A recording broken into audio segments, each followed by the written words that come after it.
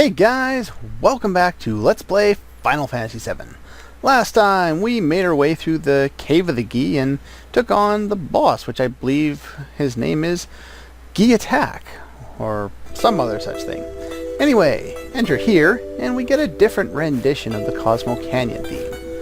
This one doesn't have that really cool earthy feel that the other, the one that plays in the town does. This one is more personal, more emotional. And Bugenhagen's going to continue his story about the warrior who apparently fought down here to keep the spirits of the Gi, or the invading tribes, from getting into Cosmo Canyon. Never able to return to town, huh? And yeah, if you haven't figured it out by now, it of course is Nanaki's father. And what do we have here? Whoa. I like the panning camera. I think it's pretty cool. Didn't have to settle on his ass, but okay, sure. This sequence is really cool. Just because you can see his body just barraged with poisoned arrows. Well, you'll find out in a sec they're poisoned, but you can see that they're arrows. So he didn't run away like a coward. There you go. There's the poisonous arrows, and that is why he has been turned to stone. Go figure. So I guess his spirit is the thing protecting them now? I really don't understand this line. Either way, this sequence is really cool, mainly because of the awesome music, and two, because the great revelation and the amount that Red's character grows at the knowledge of this. As you can see, he's almost acting like a child now, when before he was this silent enigma.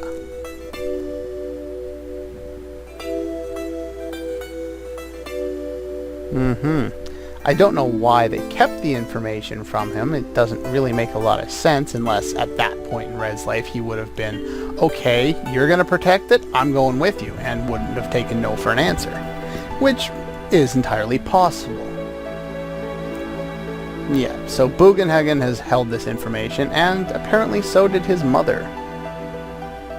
Oh, so you obeyed their wishes for however long, and now, I think it's about time. I'll tell him now. No more promise.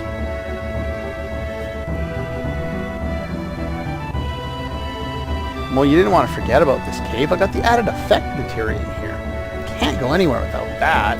Of course, it won't be useful for quite a while, but oh well. Yeah, I think that's probably a good idea. Cloud and Eris are kind of a group third wheel here.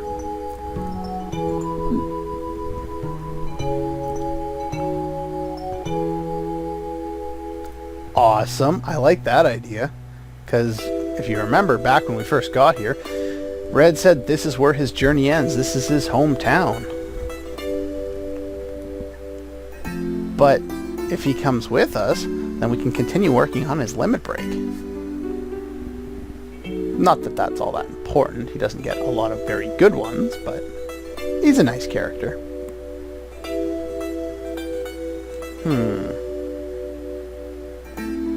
Very true.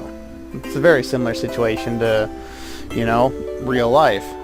Even if you stop the manufacture of coal and production of oil and everything like that, some damage is too far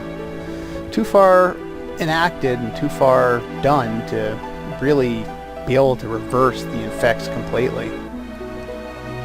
Doesn't mean you shouldn't try, but the chances of it working out to be able to completely reverse it are just not very likely. And this is pretty much what Bugenhagen says here. Yeah. It is important to try. That's why they enabled curbside recycling, even though it doesn't really work all that well. The fact that they put more trucks on the road to handle curbside recycling means that it's not all that effective. I was reading a story about that a couple weeks ago, actually. Interesting idea, considering a regular form of recycling, like just a recycling program that's not curbside, that you don't have people, you know, driving up in trucks to pick up every week, those ones actually work really well. But when you throw so many more trucks on the road, it just kind of counterbalances to nothing. 130. Now I think I know what that green thing he's floating on is. His soul trying to run out of his body. How the hell are you 130? Oh, geez. What's the oldest person alive right now? I think it's like 114. Can't imagine living that long. Mainly because I'm too lazy to get out and exercise my ass, and so that's probably not going to help me live a long and healthy life. However, it also gives me plenty more time to play Final Fantasy VII. Now, I'll go outside later. I'll go outside when the internet turns off. There we go. I'll give you guys that one. Oh, so I guess Bugenhagen wanted to give Red... There you go. Yeah. So, oh, that's kind of a sad sequence. There you go. I don't want to think of life without him. He's funny. Mainly just because he's, I don't know, Santa Claus or something. He's a really interesting character, Bugenhagen is. And we'll come back here a couple more times and see what's going on. Oh, like a messenger. Nice.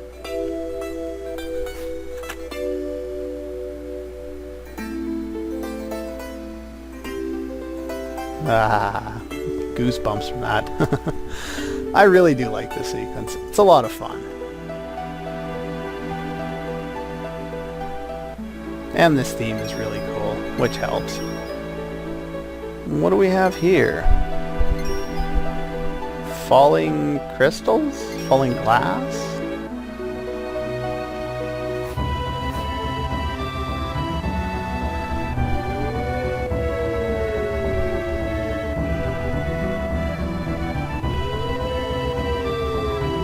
His tears.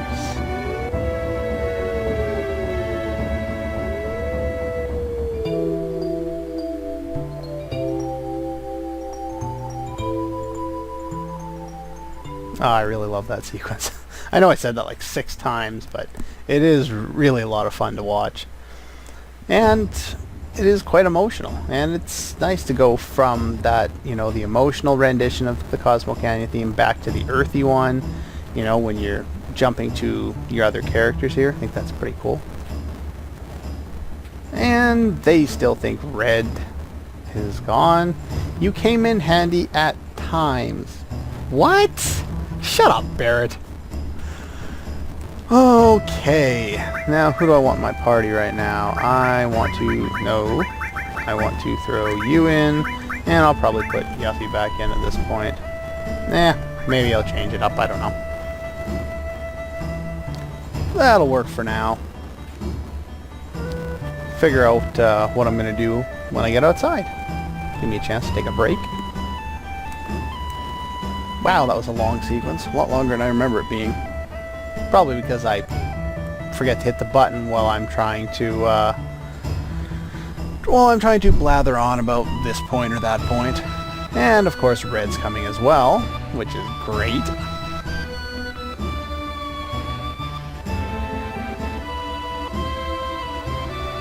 Look after him. I think he's going to be looking after me.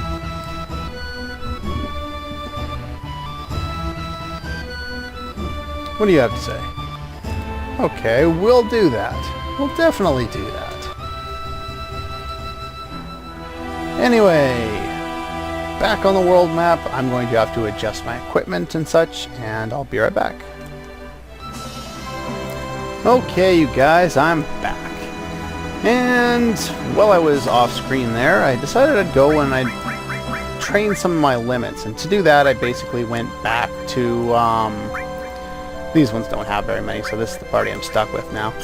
I went back across the river, or across the ocean there, with the ferry there in Costa del Sol, and I fought some of the enemies in the Mithril Mines, because there's a lot of enemies and they don't give me too much experience, because I don't want to be super over-leveled. I'm over-leveled as is, and getting any more would just make the game, well, even easier.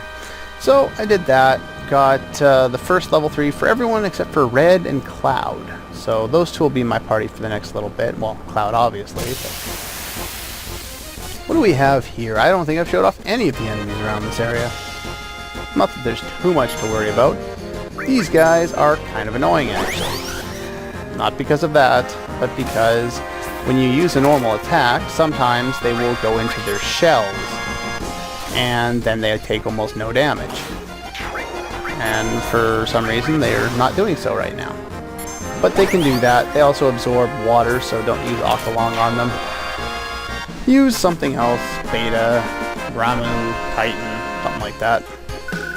Speaking of which, I had Manipulate on. I better change that. Throw Titan back on there for Cloud. I was using Manipulate to force those Grand Horns to use their Quake attack on me. If I run into one, I think I've already shown them off, but if I run into one, I'll show you. Anyway, if we cross the river here, this is why the buggy breaks down, otherwise you would be over here and be able to skip Cosmo Canyon. Here's a new enemy. What are these guys? They look like wolves. Nibel wolf? I think I know which area we're in right about now. Probably should have used red to do it. Oh well. Beta, and they're gone. Yeah, pretty much. Which is kind of unfortunate. Once you get Beta and Aqualung, the game loses a lot of its challenge, but oh well, I guess. There is one really useful enemy around here. I'll try and find him, and yeah, I'll try and find him. Hopefully I run into him next time. I don't have to cut anything else out. Oh, let's see. He's around here somewhere.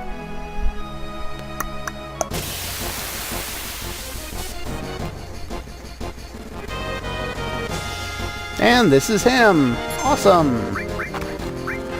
Alright, I'm going to use red here to see if I can waste one of those guys. And Cloud can waste the other one. Yep.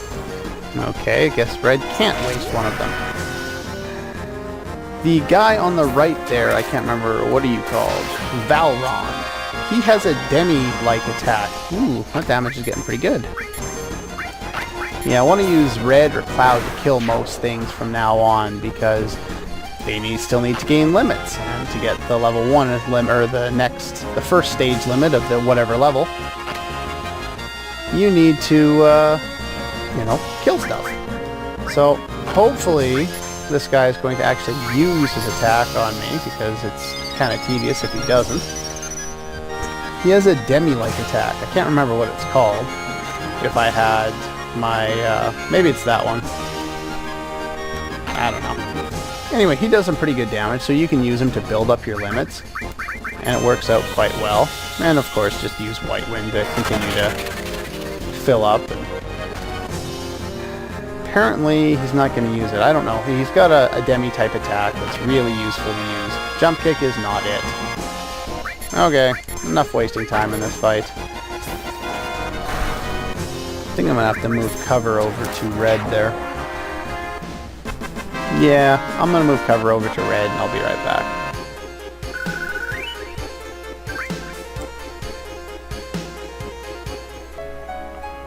Okay, there we go. All switched up. Did notice one thing that I forgot to mention. After the sequence in Cosmo Canyon, there is a new item that they do not announce that is available to red here. The Seraph Cone, which is substantially better than anything he had before, by almost double.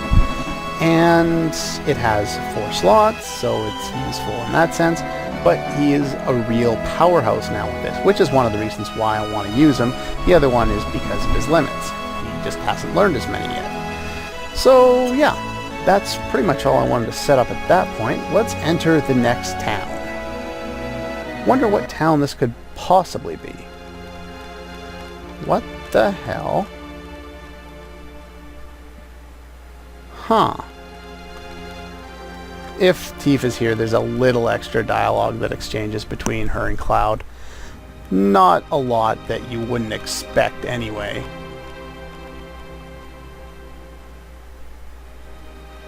Yeah, we saw his flashback. Of course, you know, he would have been experiencing that and everyone else could just hear his words. This is really weird, man. Let's talk to this guy. Yeah, what's your story? Yeah, we saw it. Why'd you turn around there, buddy?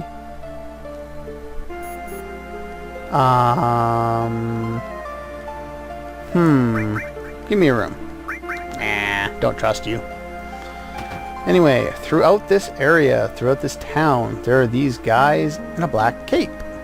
They all have tattoos. Some of them give you things. To reunion? I hate family reunions. Running into people that I otherwise would never talk to. All group... Oops, don't do that. All grouped together. There's nothing up here. Why'd I come up here? I don't know. You know, all at the same time, all, in my case, with a lot of my family reunions, they're always older people because a lot of the people in my family are apparently older. And yeah, it's really weird. You know, you go there, you make small talk, you leave, and you forget everybody you talk to. Or at least that's how I work. I'm really bad when it comes to remembering, you know, faces and names. People in general, actually. No, you haven't. This place burned down. We saw it. Damn right. That's not really a retort or an argument the other way, is it? That's just a stupid statement that doesn't really do anything. Oh, this one's got number 12. And he has an elixir. Sephiroth. Ah, I see. So these guys are connected to Sephiroth. Wonder what they look like under those black capes. Let's check out my house. Wonder what's going on here. No black guys here. Guys in black cloaks, that is. What's your story? You look like an old lady, but not the old lady that I left here last time. Of course, she was burned alive, but the game just kind of glances over that. You know, you see that it's happened, but Cloud never mentions that his mom was, you know, any of his pain about what happened. It's not specifically about anything. It's about burning his entire village to the ground. A lot of the time in games or in anime or movies, the connection to the mother would be used quite a bit as motivation for someone like Cloud. And we get kicked out of our past house. Yeah, but I kind of like the way they do it in this game. It's not quite so annoying and not quite so predictable like you would see in a lot of other games. Alright, what do we got in here? Ah, 2 more. Let's get this one here. Ah, another luck source. Yay, I guess. Reunion. Hun? What? Cloud, what are you doing? Thank you. Okay, well, let's see. Have I been everywhere? Everywhere except Tifa's house. Let's go up here real quick and talk to these 2 guys. And you say nothing interesting. I can't remember which of these guys actually give you stuff. What? He's near. He's inside the mansion. Well, I guess we know where we're heading next time. But before we do that, I want to take a stop at Tifa's house. But that's all the time I have for this episode of Let's Play Final Fantasy VII. Next time, we will do what I just said. Go to Tifa's house and then head into the mansion where apparently Sephiroth has returned to for reasons unknown. Sure, why not? See you guys next time.